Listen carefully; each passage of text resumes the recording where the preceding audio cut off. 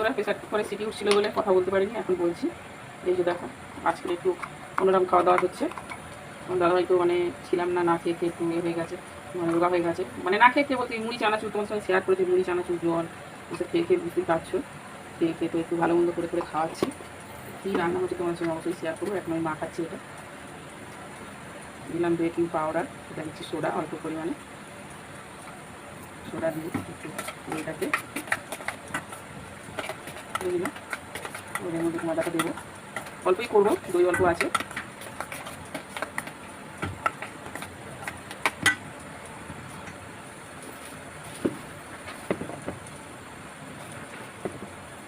যেটুকু ময়দা ছিল, সেই টক দই ছিল, সেই মাপেই 1.5 বাটি টক দই, 1.5 বাটি, হাফ বাটি টক দই ছিল, তো 1.5 বাটি ময়দা দিচ্ছি।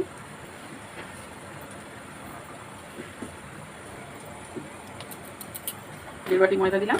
এবার দেবো চিনি,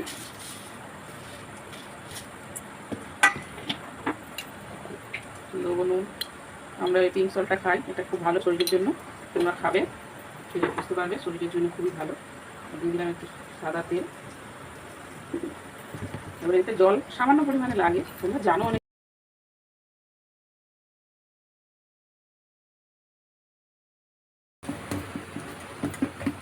বন্ধুরা দেখো কতটুকু সময় লাগলো মাখতে, মাখা হয়ে গেল। এবার একটুখানি সাদা তেল দিয়ে, একটুখানি দেবো, বেশি দেবো না, আগে দিয়েছিলাম, দিয়ে চাপা দিয়ে দেবো। কোনো আমার তরকারিটা হয়ে যাবে।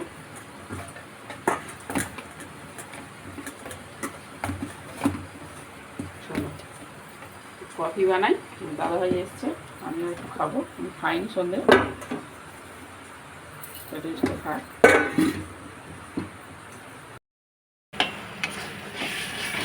বন্ধুরা দেখো, এই যে মশলা করছি, সব কিছু দেওয়া আছে, আদা, জিরে, ধনেটা জিরেটা গুঁড়ো ছিল, আর আদা, টমেটো, কাঁচা লঙ্কা পেস্ট করে নিয়েছিলাম, আর দিয়েছি কসুরি মেথি। মানে এটা আমি নিরামিষ খাই, যেহেতু রাতে আমরা আমিষ জিনিস খাই না, খুব কম। ওই তোমাদেরকে সবসময় বলি মাংস থাকলে তবে খাই, নাহলে খাই না। তো আমি এটা নিরামিষই বানাচ্ছি। নিরামিষই তোমাদের দাদাভাই ভালোবাসে, চানা মশলা বলো বা তোমার হচ্ছে এ বলো, ঘুগনি বলো। আমার মেয়ে ভীষণই ভালোবাসে, আমার মেয়ে মানে আমিষ ঘুগনি, আলুর দম এগুলো একদমই ভালোবাসে না, বলে মা তোমার হাতের এগুলো খুব ভালো লাগে খেতে। তো আমারটা মোটামুটি কষা হয়ে গেছে। এবারে গিয়ে দেখো সেদ্ধ করে দিচ্ছি, তখন সেদ্ধ বসিয়েছিলাম, সেদ্ধ করতে দিয়ে ময়দাটা মাখাচ্ছিলাম, ময়দাটাও রেস্টে রেখেছিলাম, হয়ে গেছে, লেচি করবো।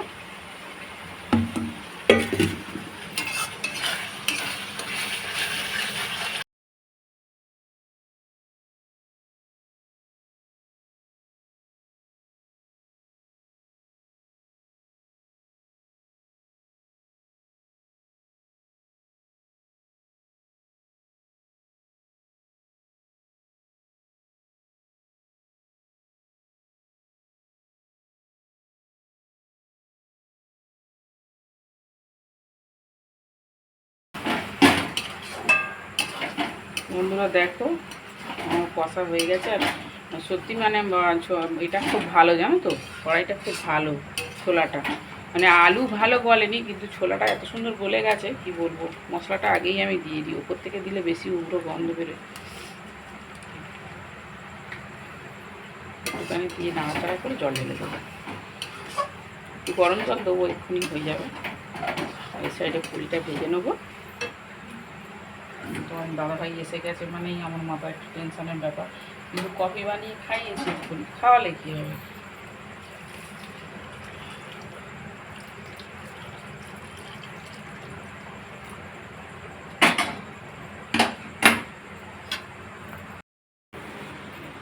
লম্বা করে করছে কেন?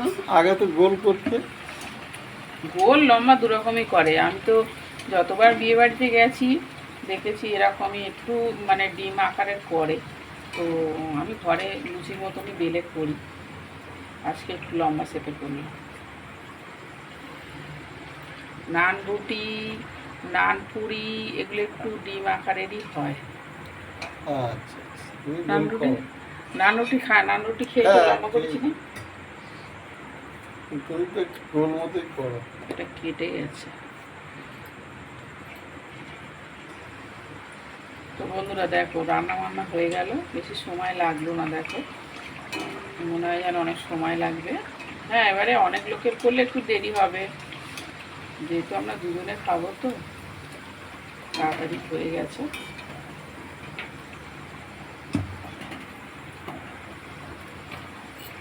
তাড়াতাড়ি না হলেও আমায় তাড়াতাড়ি করতে হবে, কেন বলো তো, আমার দাদাভাই ঘরে এসে গেছে। কেননা দাদাভাই এলেই তো আমার টেনশান বেড়ে যায় মাথায়। তেলটা ঠান্ডা হয়ে গেছে।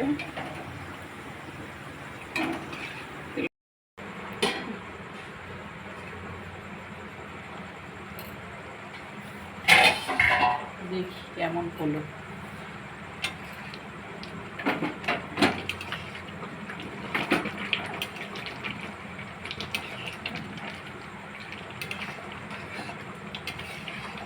দেখে তো এরকম লাগছে, এবার খেলে বলা যাবে কিরম হয়েছে।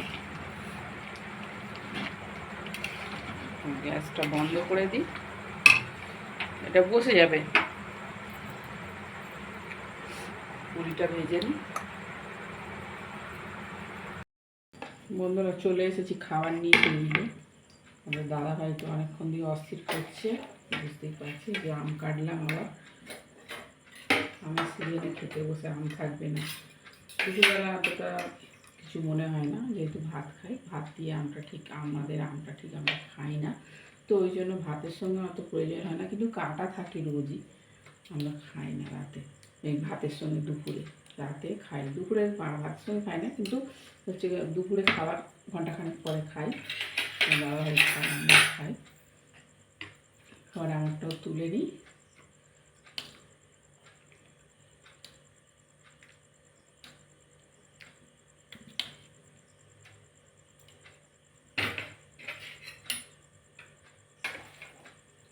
কটা দেবো? দুটো দাও না, বেশি দিতাম। দুটো? লাগলে আমার নেবো। কিন্তু না করলেই হতো। পাগলি, ভালো জিনিস বেশি খায়, ভালো জিনিস কমই খেতে হয়, কম খেলেই পেট ভরে যায়। একটু খেয়ে দেখি আমি কেমন হয়েছে। হ্যাঁ, তুমি করে, তুমি খেয়ে আগে দেখো।